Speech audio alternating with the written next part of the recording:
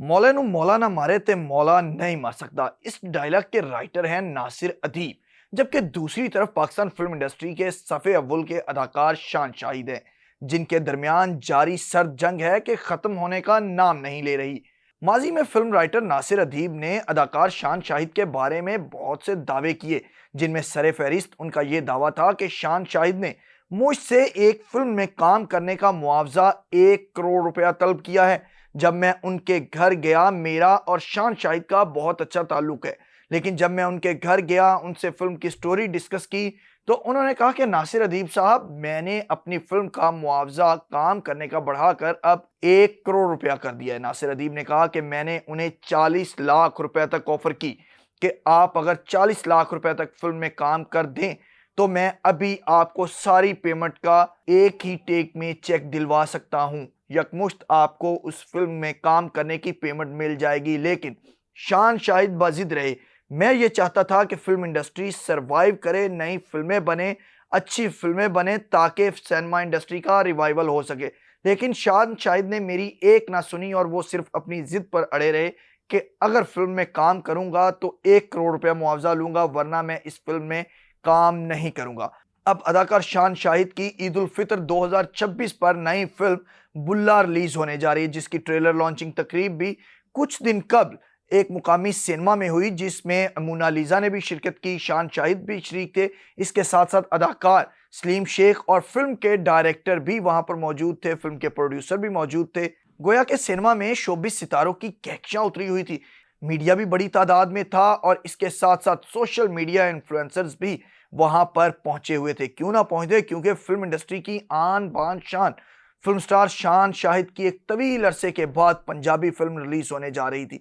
यही वजह है कि एक हाइप बन चुकी थी कि बुल्ला आखिरकार किस किस्म की फिल्म होगी, उसका ट्रेलर किस तरह का होगा, शान शाहिद उस फिल्म में किस रूप में जलवागर हो गए। माजी में शान शाहिद को फिल्म बीनों ने और उनके चाहने वालों ने हमेशा मुख्तलिफ मार धाड़ के सीन में देखा है, लाचे कुर्ते में देखा है। कुछ उनकी फिल्में ऐसी भी थी जिनमें वो सूटेड बूटेड होकर आए और खूब उन फिल्मों ने बॉक्स ऑफिस पर बिजनेस किया। लेकिन अगर फिल्म बुल्ला का जिक्र किया जाए तो फिल्म बुल्ला का नाम सुनते ही फिल्म बीनों के जहनों में एक ही बात आती है और वो है हजरत बाबा बुल्ले शाह सरकार की शख्सियत। लेकिन फिल्म में ऐसा कुछ नहीं, ट्रेलर में भी ऐसा कुछ नहीं।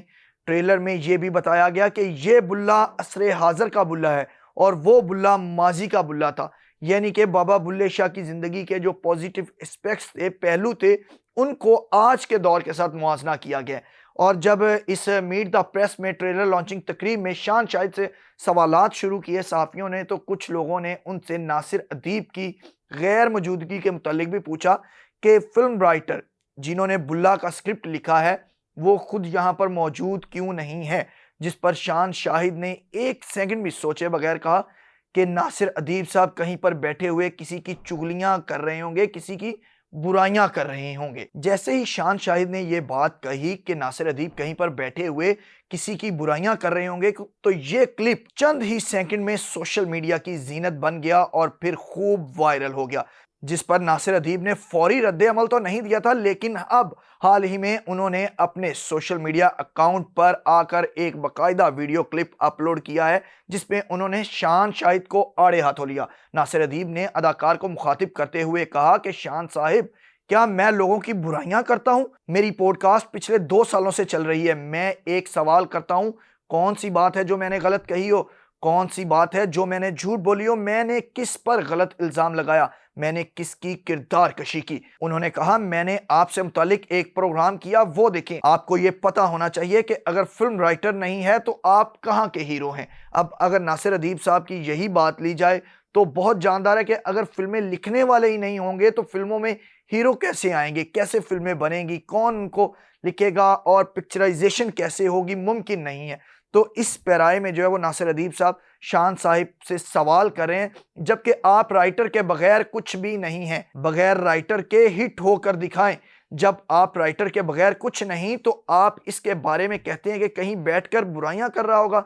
नासिर अदीब ने अपने व्लॉग में यह भी कहा कि मैंने डायरेक्टर से आपकी मुखालफत की थी कि इन्हें फिल्म बुल्ला में कास्ट ना करें, मना किया था कि आपको फिल्म में कास्ट ना किया जाए क्योंकि आप वक्त की पाबंदी नहीं करते और घंटों इंतजार करवाते हैं, स्क्रिप्ट पर एतराज करते हैं, अपनी मर्जी की तब्दीलियां करवाते हैं और ये डायरेक्टर को डायरेक्टर नहीं समझते। इनकी कोशिश होती है कि जल्द से जल्द खुद ही कैमरा पकड़कर बैठ जाएं। उन्होंने मजीद अपने व्लॉग में नासिर अदीब ने सवालिया निशान उठाते हुए शान से यह भी कहा कि मैंने डायरेक्टर से बोला कि अगर मुझे गारंटी दी जाए कि अदाकार शान स्क्रिप्ट पर एतराज नहीं करेंगे तो मेरी तरफ से इजाजत है कि उन्हें फिल्म में कास्ट कर लिया जाए।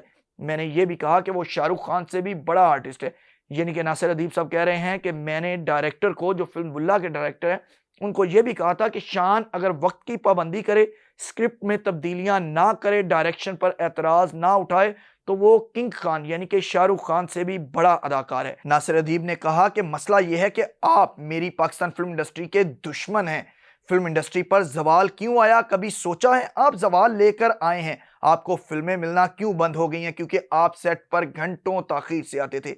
इसका मैं खुद भी गवाह हूं। इसी तरह से अगर बात की जाए हाल ही में रिलीज होने वाली पाकिस्तानी फिल्म जिसमें अदाकारा आलिया अली ने मरकजी किरदार निभाया था, तो उसकी भी डायरेक्टर और प्रोड्यूसर ने टीवी चैनल पर, जो एक निजी टीवी चैनल है, उसके मॉर्निंग शो में आकर अदाकारा नादिया खान से बात की कि हमने भी अदाकार शान शाहिद को अपनी फिल्म में कास्ट करना चाहा, लेकिन उन्होंने कहा कि मुझे सबसे पहले फिल्म का बजट बताया जाए कि फिल्म का बजट क्या होगा। उसके बाद जब उनको फिल्म के बजट के हवाले से, स्टोरी के हवाले से डिस्कस किया गया तो उन्होंने कहा कि मैं इस फिल्म को करने के 2 करोड़ रुपए लूंगा क्योंकि मैं अपना मुआवजा बढ़ा चुका हूं। तो फिल्म के प्रोड्यूसर का यह कहना था कि मैंने कहा कि शान शाहिद साहब, हम आपको स्क्रिप्ट भेज दिया, आपने पास कर दिया, अब आप 2 करोड़ रुपया मांग रहे हैं।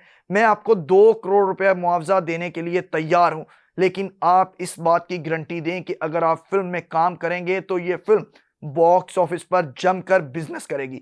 अगर आप ये गारंटी फिल्म की कामयाबी की नहीं दे सकते तो फिर मैं भी आपको इतना ज्यादा मुआवजा नहीं दूंगी। एक तरफ आप ये अलम बुलंद करते हैं कि हम पाकिस्तान फिल्म इंडस्ट्री को रिवाइव करना चाहते हैं, इसकी बका चाहते हैं, इसकी तरक्की चाहते हैं ताकि सिनेमा रिवाइव हो, सिनेमा घरों में लोग आएं, जिस तरह माजी में लोग आते थे, फिल्में देखते थे, इसी तरह से सिनेमा दोबारा तरक्की हासिल करे।